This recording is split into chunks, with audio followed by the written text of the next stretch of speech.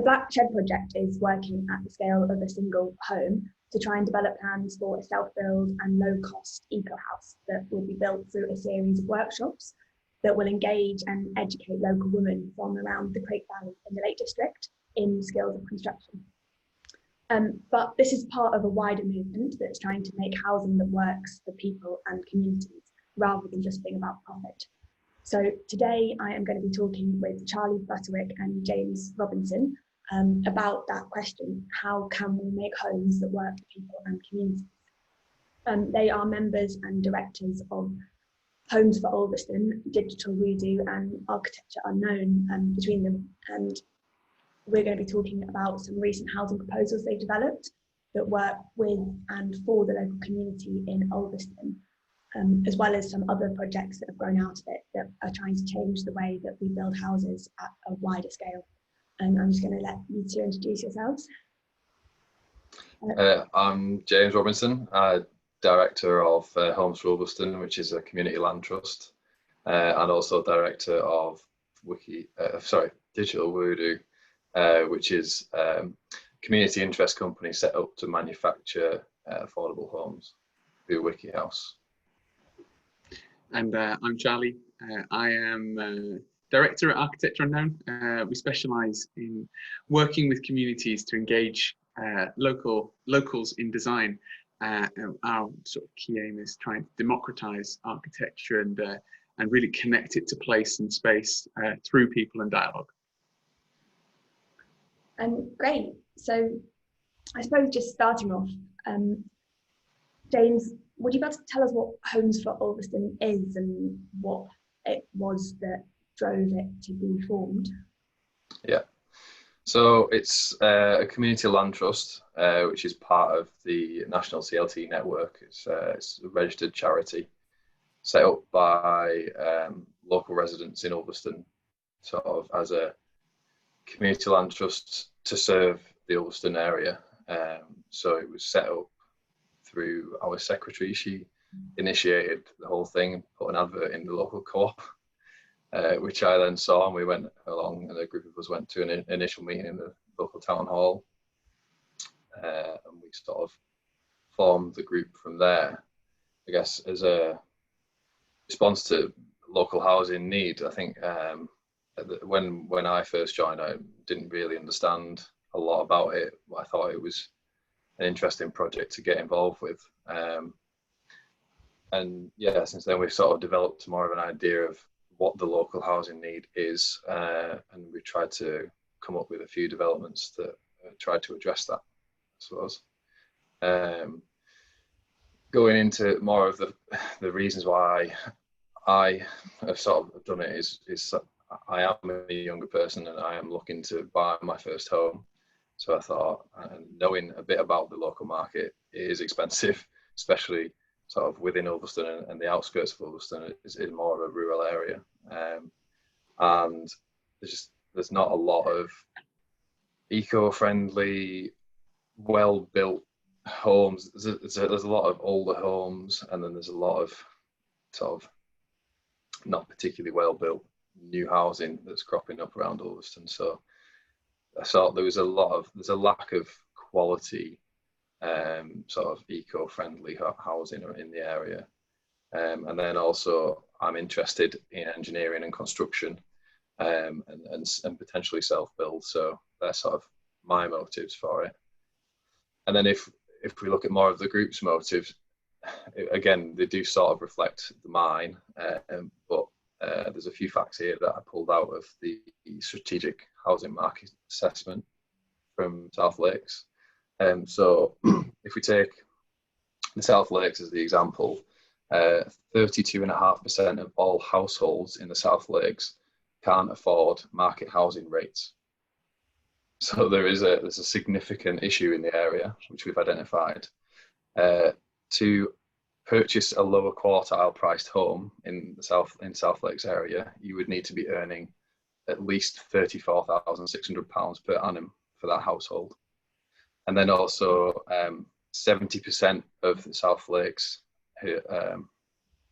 people are employed in jobs which are classed below a professional or managerial role. So they're sort of in secretarial roles or in entertainment or leisure business and that kind of job. So there's obviously a high percentage of people who are in lower paid jobs because of the industry in the area. Especially within the lakes itself, there's not a lot of industry and there's not a lot of professional jobs. They're all sort of more sedentary jobs, or however you classify them. So yeah, and then also as a community, we wanted to get together and really try and develop something that actually benefits the community, sort of to develop things that are really sympathetic and centralized around what the community wants and needs. You know, it's all well and good reading a study and saying, right, well, we need this, but what is it specifically that the local community looks for? Because obviously each community has different priorities. So trying to engage local people to do something that's directly going to impact them and benefit them. So they're sort of some of the drivers for Homes for Ulverston. Are lots of the members young? I mean, you mentioned that you as a young person are experiencing in a personal way the difficulties of getting on the property ladder. Are quite a lot of the members of Homes for Ulverston a similar age, or is it quite a broad mix of the community? There's a mix. I would say that there are a few people sort of around my.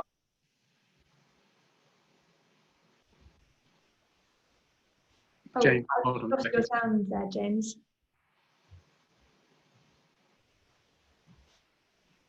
Have I been muted? I'm back again now. Sorry about that. Yeah, so there are a few people around my age, but mainly it is the older generations who have a bit more free time. There's a lot of our directors are retired because they have a lot more time on their hands to put towards it, and it is all done voluntarily, so nobody gets paid for it. There has been a lot of interest. I mean, I've shared a lot of things through my social media platforms, and a lot of my friends have come forward and been interested in it, and I have gathered a few people of my age who have become interested in through me showing them things. But it tends to be mainly people who are more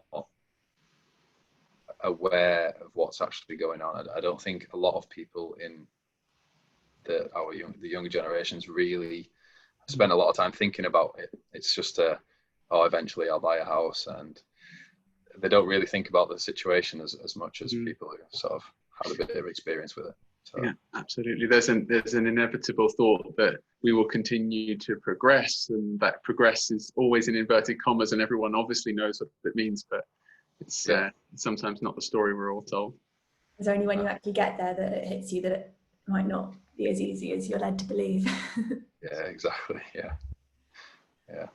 Well, yes, I'm interested to know, I suppose, once you say you've got this group of people that were formed and you'd all identified this desire to have a different kind of housing in your local area that was affordable and good quality, how do you then make the jump into, like, let's do something about this, and what is that first step? Because especially if you haven't necessarily done this before, that must be quite a daunting thing to be facing.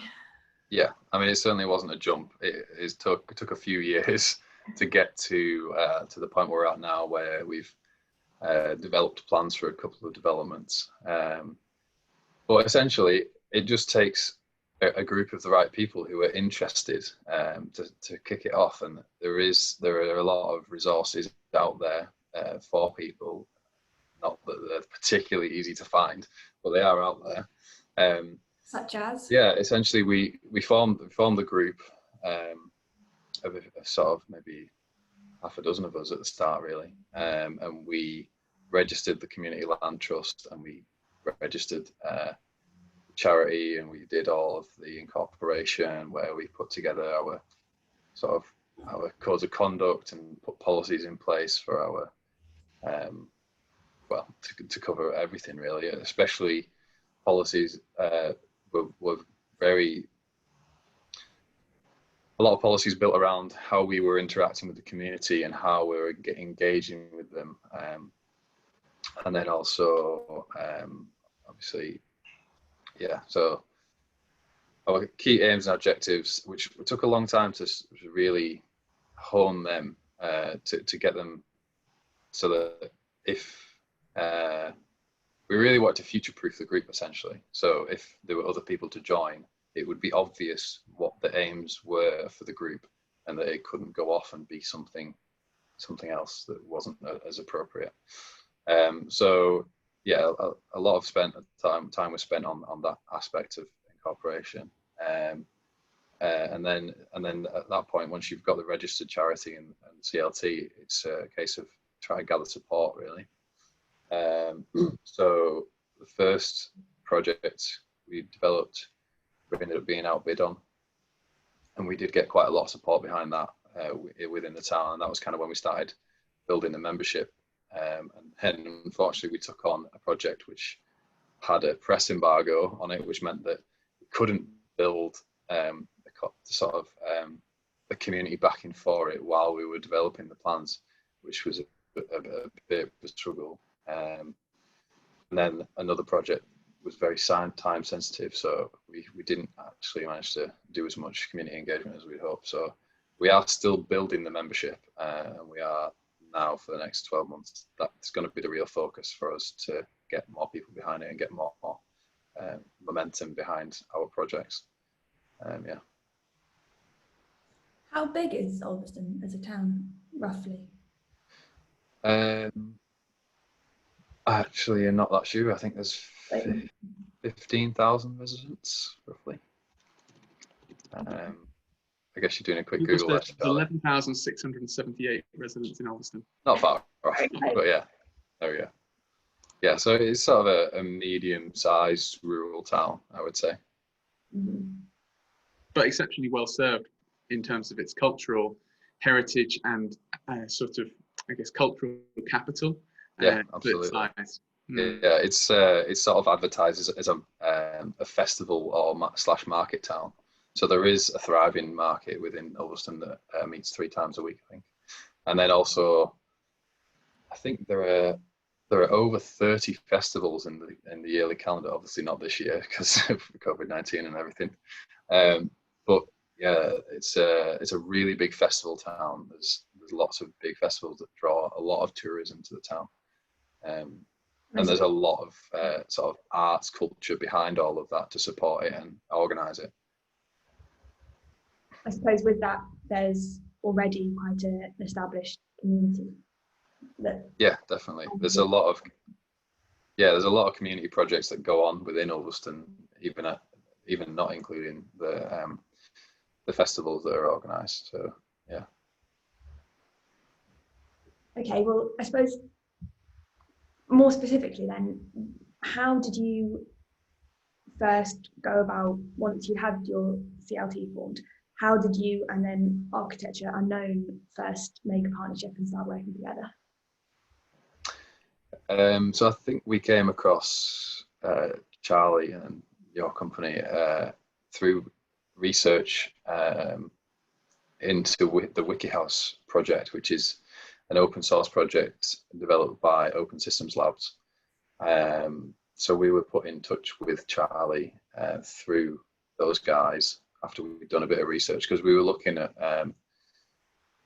methods of bringing community build to a site, and the technologies that were out there and what was available.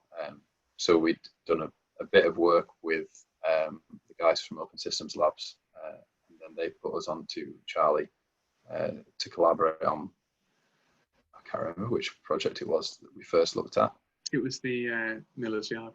It was that one, right? Yeah, okay. So yeah, we'd identified a site, and we were looking at doing a WikiHouse based development, and then the guys from Open Systems Labs put us in touch with Charlie and Architecture Unknown to sort of as an architect for that site and that development. Yeah. I mean, I think that the thing that really overlapped for us is our sort of shared focus on getting communities involved in construction and design.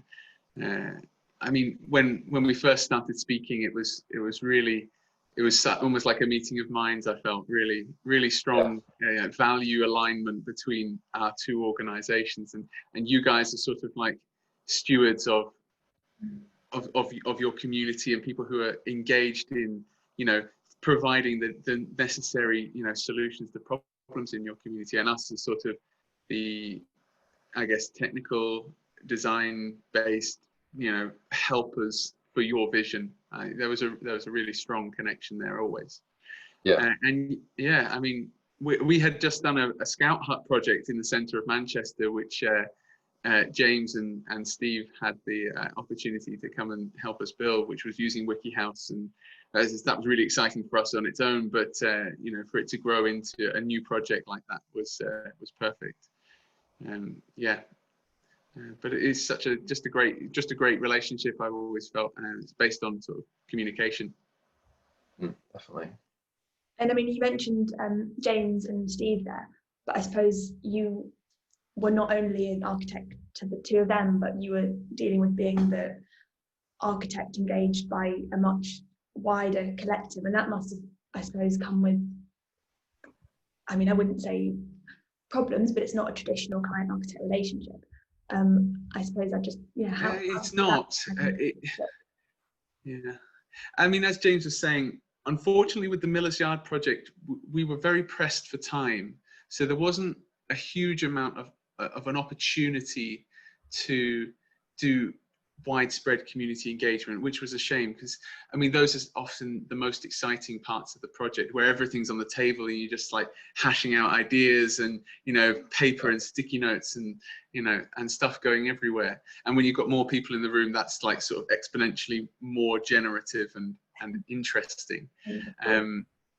We had time to do a small amount of community engagement, mainly with the leaders of the CLT. And so it was a group of 5 or 6, and that was really just an afternoon or a day actually, to really just provide structure and background and history from people who are inside the problem. I think for us as architects, we approach each place as novices, and we put ourselves in that very much that sort of, I guess, sort of subservient, not subservient, it's a wrong word, but you know, that role where you are just listening and just, you know, questioning and just trying to understand the points of view of the people who actually experience the issue.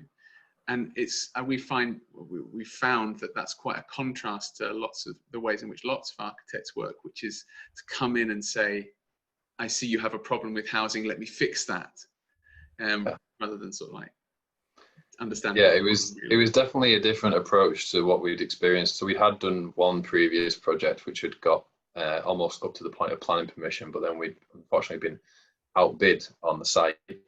And it was a case of traditional architects. So we got them involved and we did a sort of a chat. They came and had a chat with the directors and sort of tried to get a bit of an idea of our image, our vision for it, and then kind of used that to project what they thought we wanted. But then, having worked with Charlie and Architecture Unknown, it was such a different process in that they really spent the time to understand us from the basics, not just like, it was almost this is what we think is nice, but we don't really understand the fundamentals of why it would work or whether it even would. And then, when the guys from Architecture Unknown came in, it was more of a, let's understand you, and then we'll try and guide the process to sort of something that would work after properly understanding what was going on, I think. Yeah. We call it identifying the higher purpose of the project. So you might say that when you come to a question of housing, the purpose of the project is to provide housing. But the higher purpose of the project was to, I guess, engage in a younger person's view of Ulverston and future-proof Ulverston as a town for future generations, to allow people who are, like James was saying, typically locked out of the housing market, and provide an environment which nurtures young people's entrepreneurial and special talents, that otherwise would have to leave the area to really to survive. So yeah, it's how we like to approach projects, especially when we're working with communities, because those inspirations and those aims are often harder to communicate when you're 2 months in and you've done designs. It's like, this isn't working. Well, why not? Well, there's no housing for young people here. Oh, you wanted housing for young people. I think it's an interesting relationship between an architect and a community land trust or a community group that's entirely unique to that relationship, where, if it was a developer and an architect, it's a bog standard house and they do it for profit, whereas the focus is entirely different for a community group, and it's a different process entirely from the ground up. And things that a community group want out of it are entirely different to a sole client or a developer, and really it's particularly prevalent in community groups where they often have the flexibility to offer more than just the housing. So, for example, the Miller's Yard project that we did, the guys from Architecture Unknown, actually, there was an old warehouse on the site, and we actually used part of that as a community space within the development. So it's, rather than just providing housing to a brief, it's really, it's giving more than just the housing to the community. Yeah, absolutely. And I mean, the public engagement, the sort of community, it was more like stakeholder consultation that we did at that point, not having the time to go and do broader public consultation or even a more broad stakeholder consultation with the majority of the CLT. Yeah, we did sort of games, basically. We always find that games are the best way of talking to people, because everyone understands games. It's really it's funny, like we the way that we talk about it is, it's really hard to get, well, without like long training, for people obviously to just come into a space and say, yes, I understand exactly the architectural vision for this space. I understand what I want to have out of it. And so what we do is we designed a few games to really sort of like dig down into the specifics of how this space needed to operate. And so we came with some really interesting stuff. Can I share screen now? Yeah, I was going to say, I'd love to that you just spell out a bit more, like what were the specific things that came from these games. Yeah, absolutely. That came into effect in the design that got put together. So the first thing we did was we went for a town walk around, and James and Val, who is the secretary, walked us through the history of the town from their perspective. And I think that, the key thing that we always try and remember is, it doesn't really matter necessarily what the actual history of the town is. It's more like what the agreed history of the town is. So some parts of towns people forget about very easily, and some parts become part of the mythology that supports the town's social and cultural life. So actually, you don't have to necessarily go to like history books and really like dig into the dates. It's more like, what is the historical impression of the town? And that's that's the most important thing. So we went and we had a sort of brief walking tour talking about the history of the town, and came up with some really interesting things, like James was saying, that there was this movement that was structured around this idea of the engineers of the imagination, and creating this festival culture, and the influx of artistic personalities from, I think it was Cambridge in the 60s and 70s, that really formed the bedrock of this culture of festivals. Really fantastic and interesting part of the town. And then that juxtaposition with other parts of Ulverston, like its long history of I guess integration with GSK and the GlaxoSmithKline chemical engineering works that were nearby, and a major employer, and how that money over time has disappeared. It's very interesting types of conversations. So yeah, we went, sorry. It seems like it demonstrates as much that there's never just one story of a place, that you might talk to one person and they have one set of histories, and then there's also this other story that's going on, that that any town is made up of like a muddle of different voices and ideas, that nothing's ever straightforward, and that you need to go in there to see that. Yeah, absolutely. That's why we call it histories, because it is a story. It's not history, it's the myth about the town that's really important. And you know, probably the first step to any sort of community engagement process is to agree where we are, and that's kind of what the histories does. We would have loved to do this on a wider scale and really just make statements that can be agreed or disagreed with and argued back and forth about where we are today and where we want to go is the next question.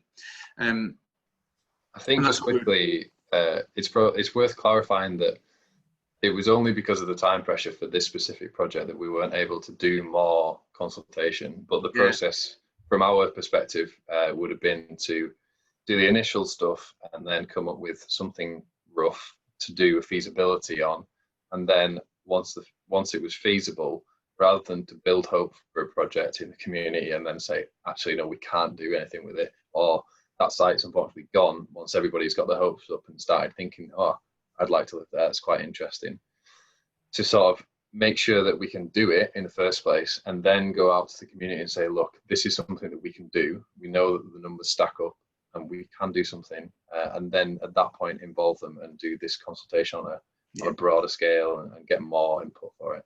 Yeah, exactly right. I mean,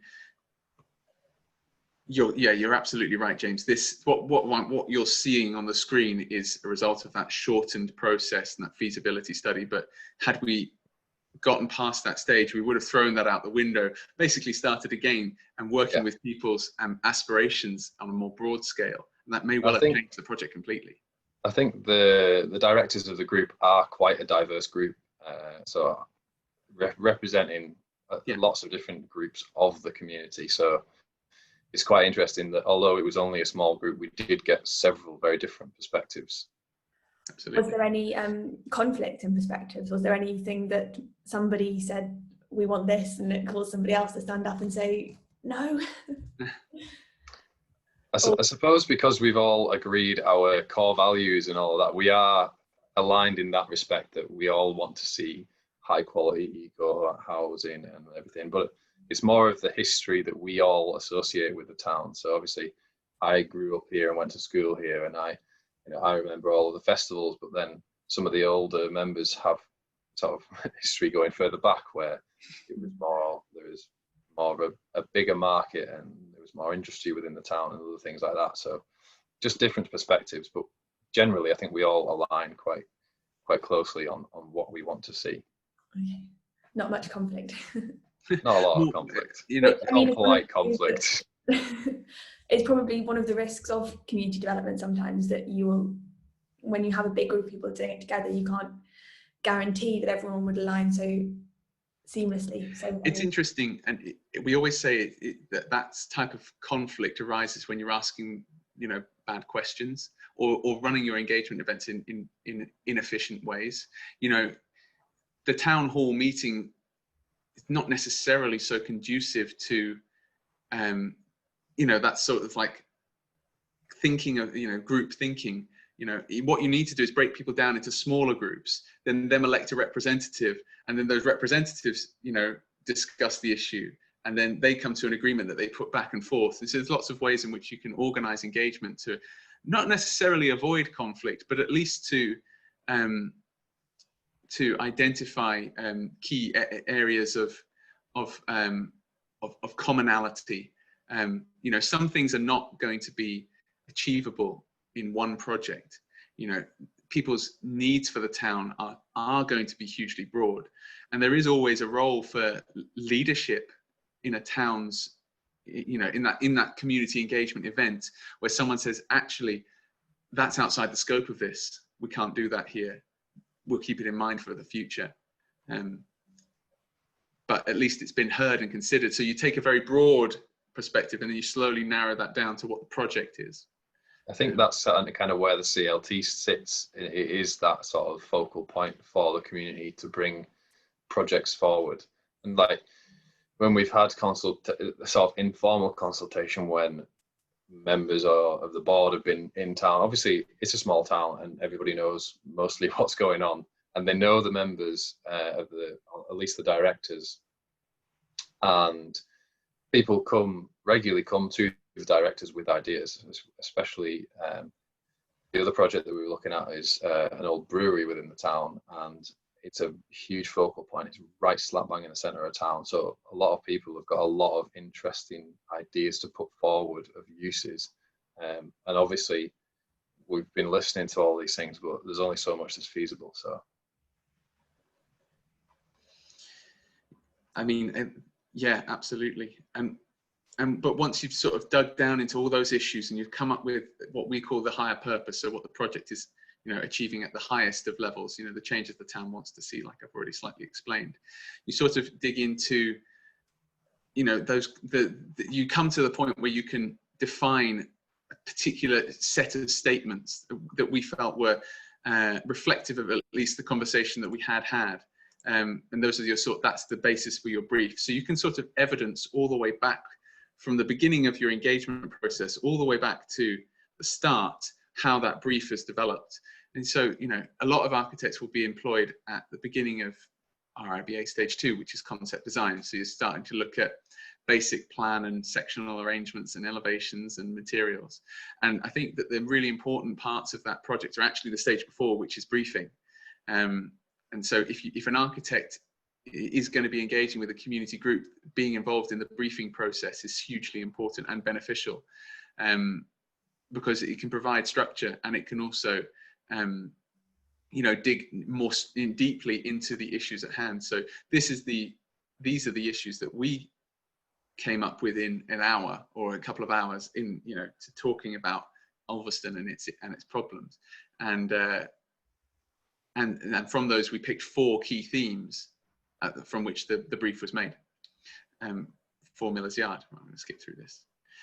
So this it wasn't originally a scrapyard, so you can sort of see there are some challenges physically, and then so once we've come to once we've done our bit and engaging with the community, there's it's kind of like a back and forth. You hand the football from one party to the other, and there are bits where an architect would take the lead to say, well, does this roof have asbestos? What's the contamination for levels for the ground? Are we going to have issues with terms of cost? And this is the next stage for the viability assessment. So we came up with some ideas about how the community might need to occupy the space and how they could achieve their aims for Miller's Yard.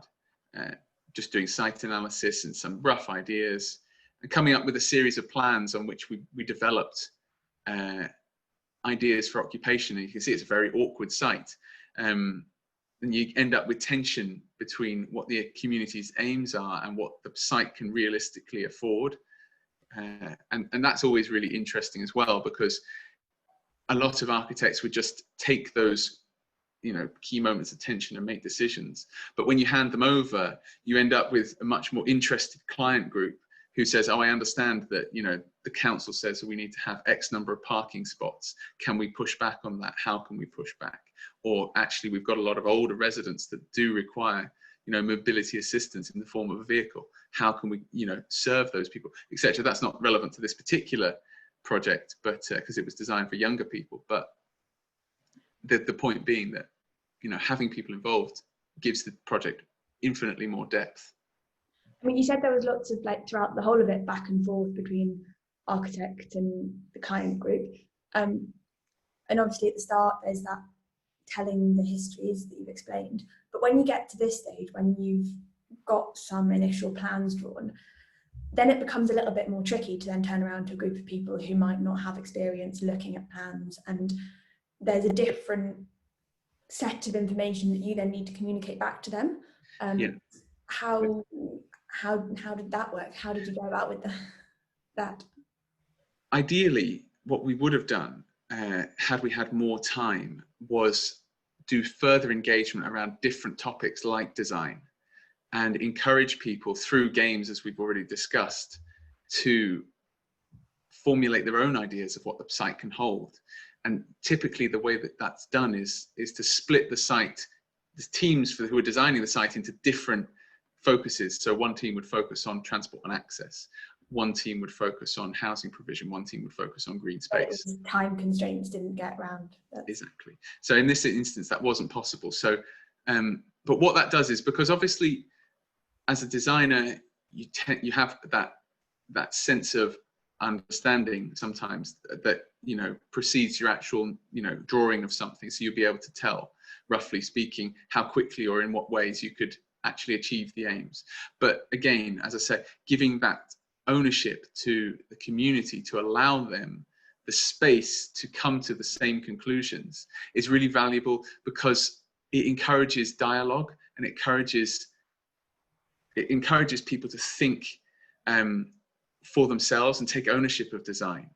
And so when the design becomes reality, there's that, oh, I designed that bit, or that bit was because I said something, or, you know, and we can take a back seat often in doing those things, which is fantastic. James, do you look at that plan, and is there anything in there that makes you say, oh, that's the bit I'm really proud of, or that's because of this thing that I said? Yeah, I think the development of the sail loft, so that warehouse in the center of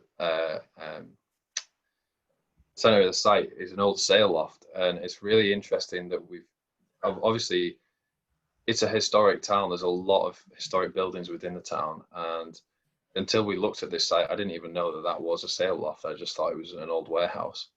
But it's interesting that we've explain just to me what is a sail loft. So it's where sailmakers would mark out the sails and cut the sheet material for making sails. Oh wow. Ulverston used to be, well, when it was built, the canal in Ulverston was actually the longest in Europe, I think, if not potentially. It had a world record, and I can't remember exactly what it was, but there was a lot of shipping went in and out of Ulverston, and it was a big trade town. So there was a lot of shipbuilding going on. Our house actually has at the bottom of the stairs beams from old wooden warships suspended in the hall, holding up one of the walls. So yeah, there's a lot of recycle. Yeah, exactly. Yeah, and the garage outside also, the beams for that are also from old warships, which is so strange. But yeah, it was interesting to keep that part of the history of the site, which and try and celebrate it, I suppose, because a developer looking at that site would just go, oh, it's just an old shed, we'll knock it down. But when we actually understood the site more clearly, we were able to sort of be sympathetic to it. So yeah, I think that's what I'm most proud of on that project. And I mean, what our brief was, given the time constraints, was to explore the feasibility of developing the site. And what we came to the conclusion was it is certainly feasible to develop. But the question became, but at what cost, and how do we pay for it? So one of the things that we explored as well, which was more, as I said, in our architectural remit, was a key list of, I guess you might call them risk factors for the project that, you know, you would have to consider as potential costs, handing those over to a quantity surveyor who, in essence, priced at a very high level the cost of building the scheme and the risk factors for the rest of it, and then came to a figure that informed a bid that was made for the site in the end. You mean, yeah. Maybe you want to say something about the bid and how that worked with the owner of the site themselves. Yeah, I mean, we costed it up, and obviously we don't, as a community group, you don't take the 20% profit margin. So you are able to offer competitive rates for land and sites. And we did offer, I think, a more than reasonable amount for the site, but I think we were outbid. We're not sure what the bid was that won, but I can't see it being significantly higher than what we offered, because we were offering, you know, what we deemed to be a fairly solid market rate for it. So yeah, it was a strange one, because we engaged quite a lot with the owner of the site, He's a local guy, and he was quite, at the start of the project, he was quite keen to work with the community group. And he, when we sort of talked about what we were about, he sort of acknowledged that there is an issue, especially for younger people trying to get onto the housing market. So it was a bit interesting that we didn't end up winning the site when we put a competitive bid in, and it was a community focused project that he was also on board with. But yeah, I think we were maybe outbid by £20,000, which is strange. But yeah, unfortunate. Always a disappointment. Yeah, very much. It's all volunteer time as well, so it's quite disappointing when we lose a project that we've all volunteered our time, free time to put into. Would you be able to tell me a bit about the WikiHouse system and how that kind of came into it, and the like construction and side of the whole project there? Yeah, so I guess this section I'll be talking as a director of Digital Voodoo rather than a director of Homes for Ulverston. But yeah, so WikiHouse is an open source design system that's been developed by a company called Open Systems Lab. Was the Miller's House design, the proposal for that was the WikiHouse system, right? Yeah, it was all priced up based around being built as WikiHouses. And so essentially the system works on IKEA flat pack housing. It's you cut all of the structure of the building from 18mm structural plywood, and you're able to go. We know we can go at least 2 stories, and they are currently doing research into the structural possibility of going to 3 stories with it. But essentially, yeah, it's designed to be CNC routed from sheets of 8x4 18mm plywood, and then assembled as a jigsaw, and then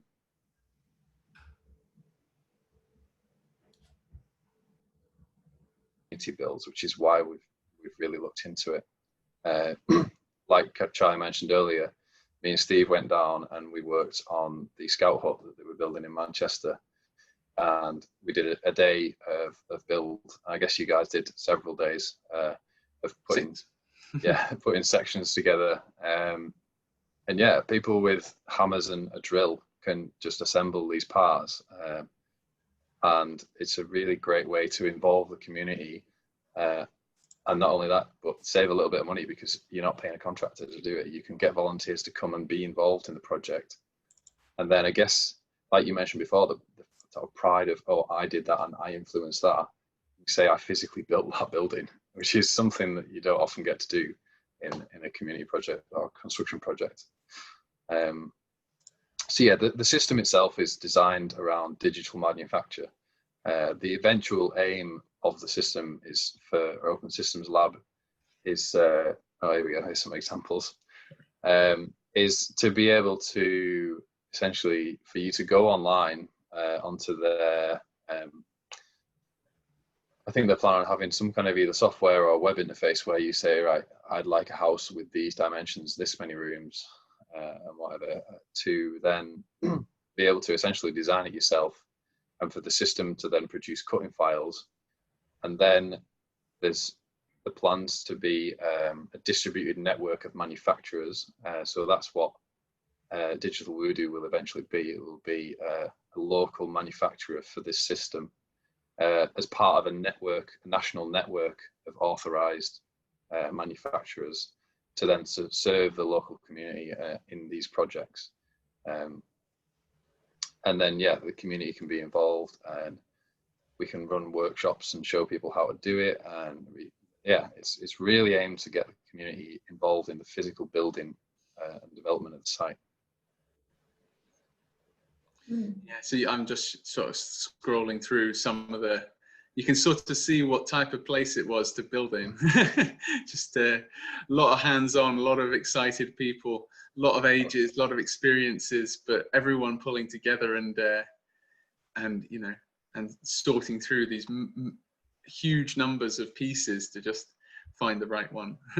Yeah. And yeah, our aim was with that was just really successful to get a large group. We had about, I think it was about 60 volunteers over 6 days.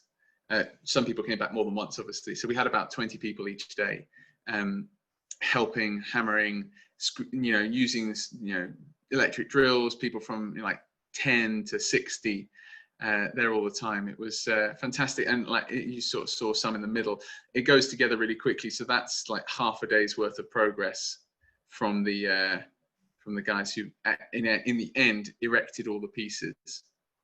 Wow. So it is a really efficient building method when you use it well.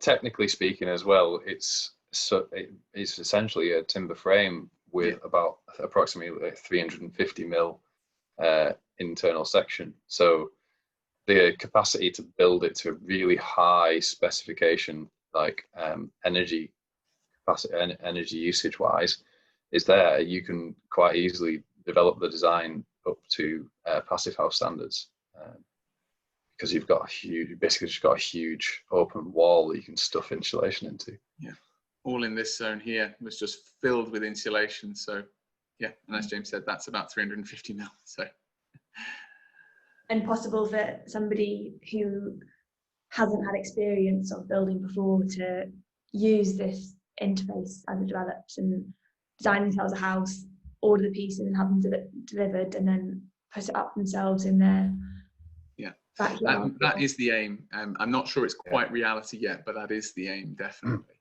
for how it will work in the future. So yeah, really exciting.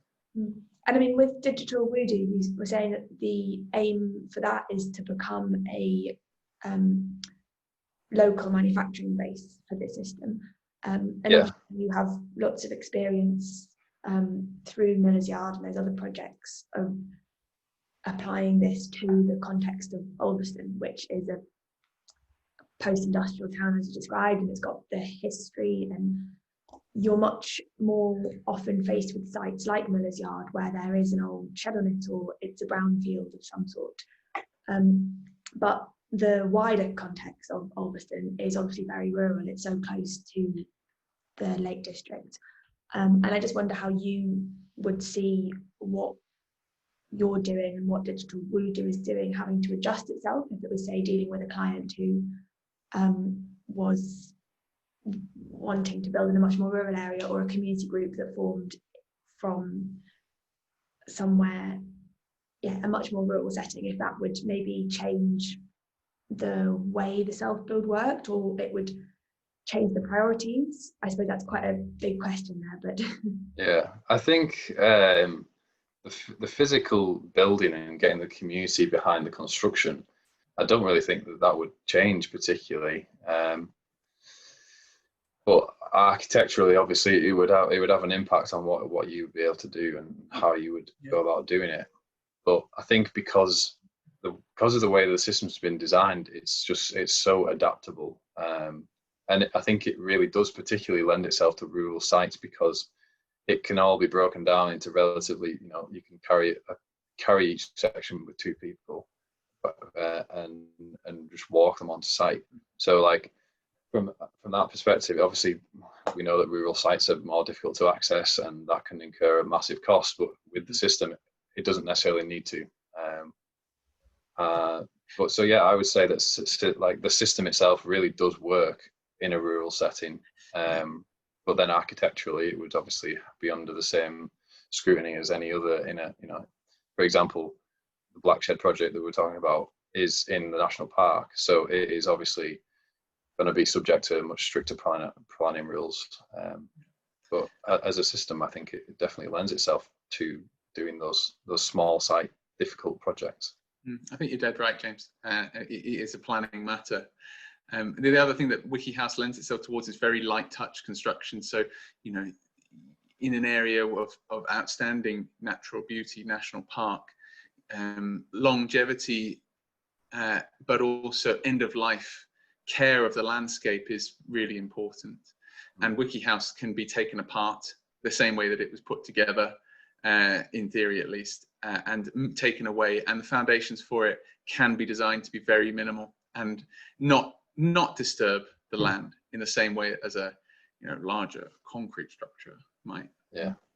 One of the showpieces that the guys at Open Systems Lab built, they've actually built and disassembled it around a dozen times. Wow, really? It still fits together. Amazing. I mean, it's not perfect anymore. It's been a bit battered by moving it around, but especially in that rural setting where you obviously you want to have minimal impact and potentially be able to disassemble it if there was a need to, then yeah, it's totally doable. I mean, yeah, you're in quite a unique place actually, as being the director of Digital Voodoo and also having your connection to Homes for Ulverston. I just cut out there. Have you still got me? I just about heard that. You kind of went a bit slow, but yeah. I suppose, yeah, if a community group was to come to you as your Digital Voodoo company and want to start a project, would there be any advice that you would give them from your the two different hats that you're wearing, where they share? Yeah, so as part of the business plan, we actually commissioned 2 studies. One which involved the guys from Architecture Unknown, and then another one which we commissioned directly from the guys at Open Systems Lab. So one of them is I can't actually remember what the title is. Can you remind me, Charlie? Mass customized community housing. That's the one, yeah. So essentially, it looks at like through life development of housing. It takes a streetscape and it looks at how that would change to adapt to the needs of the community and the inhabitants of that street. And so, development of families and having extra kids and adding extra rooms to accommodate more people, or working from home business, or that kind of thing. And it's a really interesting study that we had, and that really gives a great insight into sort of the through life design process, which the WikiHow stuff really lends itself to, because you can disassemble a wall and add another room on the side of your building. So in that way, it's quite the system is adaptable, and it really lends itself to that, to be the construction method for that kind of thing. And then the other project that we commissioned was really just a technical exercise to look at the distributed manufacture. So the plan eventually is to have, like I said, a network of national manufacturers who, so you would essentially go to Open Systems Lab, and they would say, right, the manufacturer in your area is these guys, and then we would work in partnership with them to develop the plan for the site with sort of regards to the design, and obviously an architect such as Architecture Unknown, and then obviously we would then look at the logistical side of manufacturing it and bring it to site, the community engagement side of the construction. But the study that we had was literally just a numbers thing of what do you need to set up a manufacturing facility. And it might be that if a community from far to Scotland came to us and said, we've seen what you do, it's interesting, how do we do it? We might say, well, depending on the demand in your area, it might be worth you looking into setting up your own manufacturing facility to sort of service that area. And we would look to maybe consult on that and help them with that setup. The 2 studies that we've done are both going to be available with a Creative Commons license. So we're looking at publishing them quite soon. I don't think we've officially published either of them yet. But yeah, so if a community came to us, we'd obviously, if it was a community land trust that we were just starting out, I've got the experience from the community land trust side, and I could, between us at Homes for Ulverston, we would be able to assist them through the network and give them that advice on how to do that. And I think that community land trusts really are a great vehicle for this kind of thing that we're talking about. And then obviously Digital Voodoo would be there to do the consulting on the manufacture, and then if it was appropriate, do the actual manufacture of the building and the parts itself, and then part of the installation and the guidance on that as well. You said that Homes for Ulverston is part of a network, a community land trust network. Do I remember that right? Yeah, there's a national community land trust network where community land trusts can sort of go, and there's a lot of events that are organised throughout the calendar, and then there's lots of resources online through the community land trust network. We've done a couple of the members have done a series of interesting workshops that were advertised through the CLT network. I can't actually remember the body that was organising them, but they were, a lot of them were near Penrith and Carlisle, where it was eco home technologies and different things, and they were running some free workshops where you go up, and one of the ones that we did was air tightness, which for eco homes is a big thing, and sort of HVAC systems and that kind of getting to know the technology a bit more. So there's a lot of resource that's shared through the CLT network, and then obviously through the network we can go to other CLTs and say, we've got this problem, how have you guys got around it, and share that information through the network. How I mean, obviously I don't expect to have a number of this, but I suppose it's one of those things that if you're not within that network, you probably aren't that aware that there are so many CLTs in existence, or that you might not know there was one in your local area. I guess 2 points, like if I wanted to find out about this close to me, is there anywhere I could go and have a look?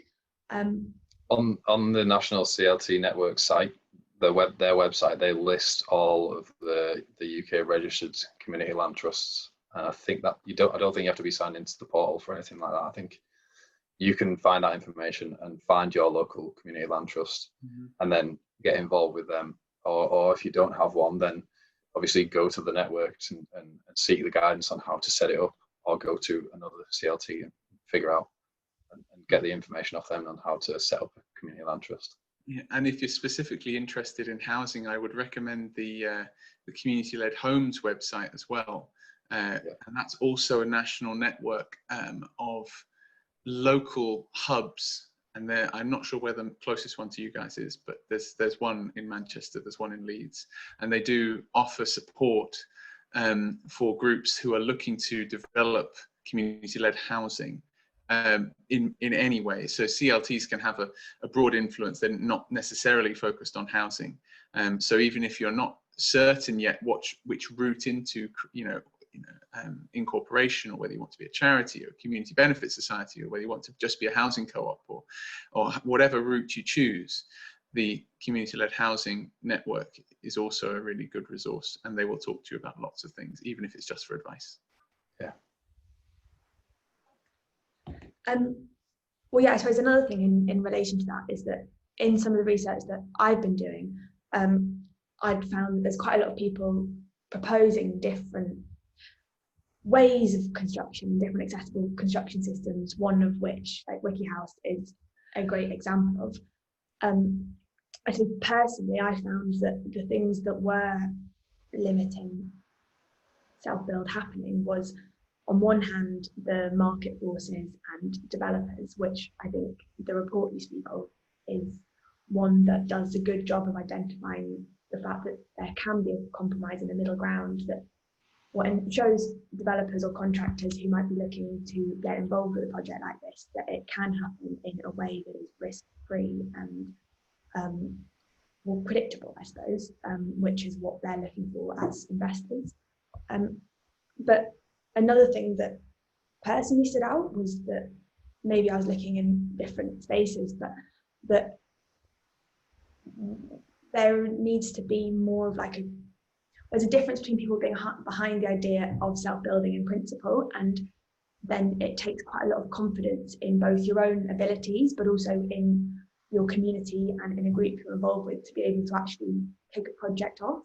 And I wondered if you could talk a bit about that in terms of how people can be made to feel that they are actually able to achieve this thing, that it's not something totally out of reach, and that it's worth them putting their time in. Maybe a little bit of a sore topic, as you just told me about a proposal that didn't end up getting ahead, but yeah, I mean, there are examples across the country of where it's been done before, so we know it's possible. We haven't actually yet managed to bring a project to completion because of factors outside of it, and funding really is one of the difficult parts of kicking off a project. I think it really just has to be the right group of people with the right amount of determination and just applying yourself. The resources are out there, although not hugely accessible and not particularly easy to find sometimes. But the information is out there, and really, as long as you can network with the right people and get the right group together, I think it's achievable for any group of people. You mentioned before as well that there's a big wealth of resources that are hard to find. I would love you to point me towards some of those. Yeah, I mean, well, this. Or you can send me through some links and we can share them around anyone who's interested. Yeah, certainly. I mean, after this, we can have a discussion about making the two studies that we've got available, which should be quite interesting. And yeah, we can certainly we'll share some resources. But I mean, yeah, for us, the National CLT network has been a big one, and then there's also trying to find local professionals to do your surveying and your all of the technical bits and really understanding that process of being a developer, because essentially that's what a community land trust is. It's a developer it's a developing body that is focused on the community and what the community needs and wants. So really understanding that technical process, and as much as it is a community group, it is run as a company. Essentially, it is run. It has to work financially. So there are certain practicalities about what you do, and finding the right people in your area or in those fields. That's a big part of the process. Yeah, I think that one of the, as you were saying, Hannah, one of the key things that the Mass Customized Community Housing Report really focuses in on is the inevitable fact that communities and contractors or developers approach the provision of housing from such different perspectives that they don't mix very well. And so, James is describing really well that process of community groups to a certain extent upskilling themselves about the pragmatics of construction and the pragmatics of funding a building work. It's hugely expensive. It's full of risks that are very difficult in the outset to identify, let alone price. So there is a necessary level of trust, firstly in consultants, but also of being educated clients. I would say that, yeah, if information about the construction process generally is what you're looking for, do find a helpful architect to speak to, because they will be able at least to give you an understanding of the broad brushstrokes of what development will look like. But community groups who are out there need to have a level of pragmatism about building, but not let that eclipse their overall desires for community-led housing and their overall aims, because community-led housing, if it's done well, can improve the urban fabric and the lived fabric of a town or a city immensely. But if it's done in a way that prioritizes the residents only, it can become an insular thing and it can become exclusionary. And so the key is, if you want to get something built, you have to be pragmatic. But if you want to build something well, you have to marry pragmatism with idealism. And yeah, so that would be my advice as to how to approach building a community-led scheme. Yeah. One of the questions I had that was picking up on something you mentioned earlier about the workshops the CLT had been running is that often when you look at CLT, community land trust led schemes, sustainability and eco homes and building with an environmental conscience is very present, which isn't something that automatically comes with a self-build scheme, but it always does seem to be there. And obviously it comes down to the priorities of the people leading the project. But I wonder if you could talk a bit about that, and if you had any personal feelings about why that become so prevalent. And it is ultimately exactly what I was just talking about. In a way, they're intimately connected. That idealism is connected to a future vision of what people who will maybe not even see the scheme complete for whatever reason, but certainly won't see it occupied forever, want to leave behind as a legacy. I think that most people agree that it's important that we can still live in the same places in 50 or 100 years' time, that climate change is a massive factor in determining our collective future. And I think it's inevitable that anyone who sits down with their friends and family and says, what do we want to leave behind to our grandchildren and descendants who we won't potentially ever meet, will focus on the long-term sustainability of a project in a way that a developer would never be so concerned about, because their involvement with the scheme and their priorities for it are strictly monetary and are focused on extracting extracting money from a place, not investing in the future lives of the people that they don't even know in the first place, let alone people who are descendants of those people. I think that you can only really trust the people that live and breathe a place to look after it. And when you empower people to do that, the results can be fantastic and inspiring. And some of the best, community-led housing schemes do that. They're inspiring in that manner. Yeah, I agree. I think when you're involved in the process of developing housing, even if developers grew a conscience and then actually engage with the local community which they're building in, it would just vastly improve the housing that they're supplying, and it wouldn't even necessarily cost a significant amount more. But really, when you're involved in development of the project, you're invested in it, and you may want to live on that site, and obviously you take a broader view of, okay, I'm going to live in this house for potentially up to 50, 60 years. What do I want from it, and how do I want it to serve me for that length of time? Whereas a developer just goes, right, here's a design we've done before, it works, it's cheap, let's go and do that. And there's just no thought behind the process. Whereas when you get the community involved, or even just as an individual, you really look at every aspect of the house and that home and how it will serve you long term. And obviously being eco-friendly and low energy is a brilliant investment, because if you are going to live in that house for 50 years, you will more than recuperate the costs of adding an extra 100 millimeters of insulation and that kind of thing.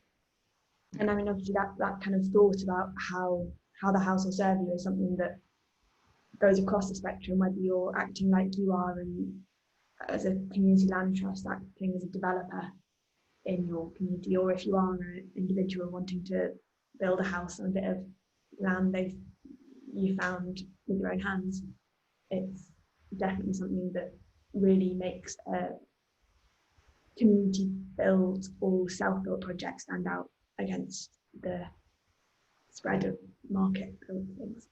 Yeah, definitely. That's stewardship. Communities inimically take on that role of stewardship without even really thinking about it, whereas developers will avoid it like the plague. Long-term investment in place sounds like a cost.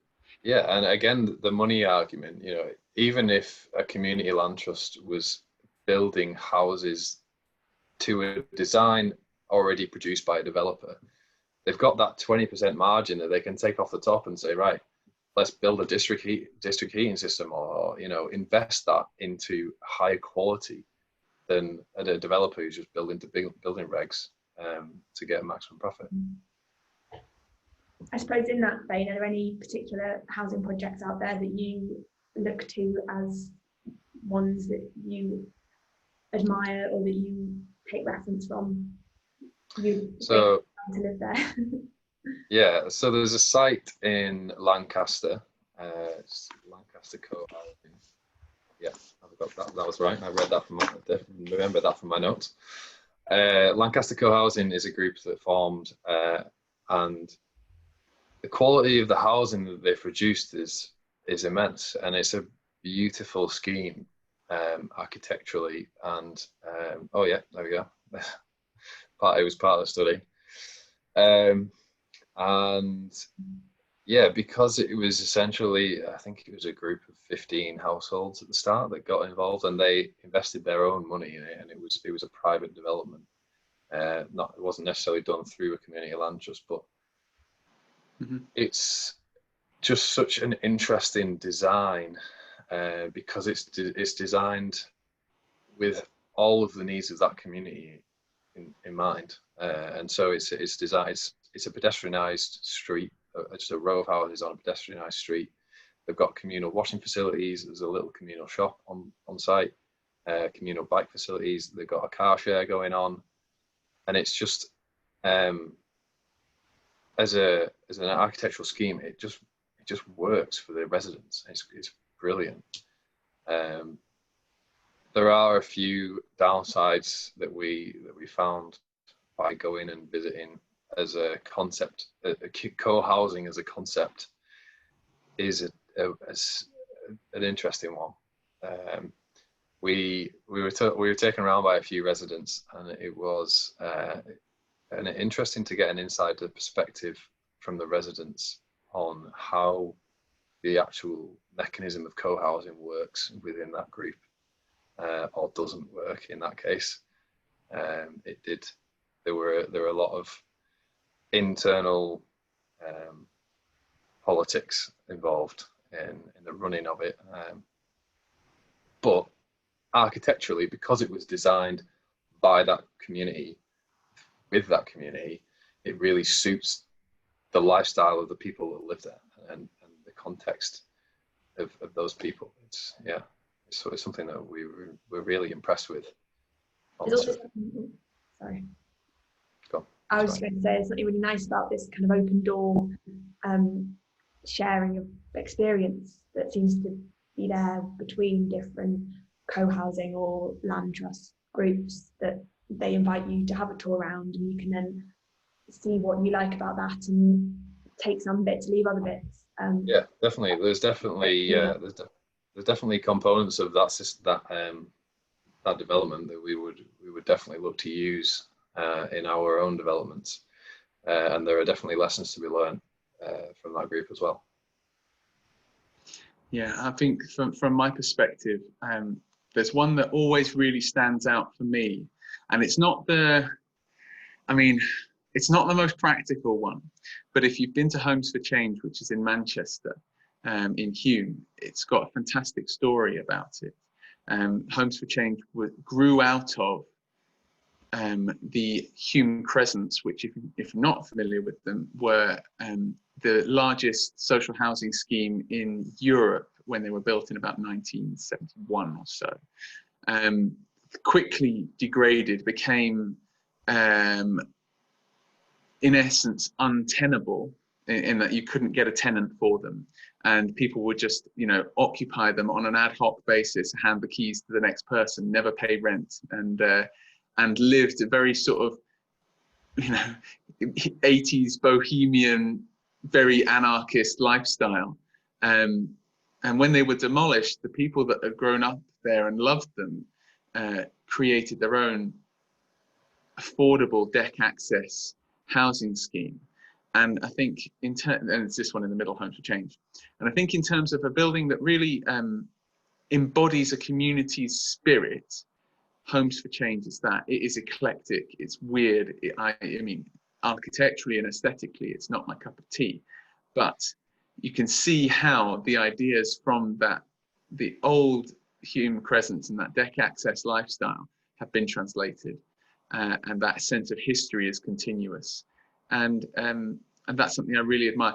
I think that all of these have positives about them,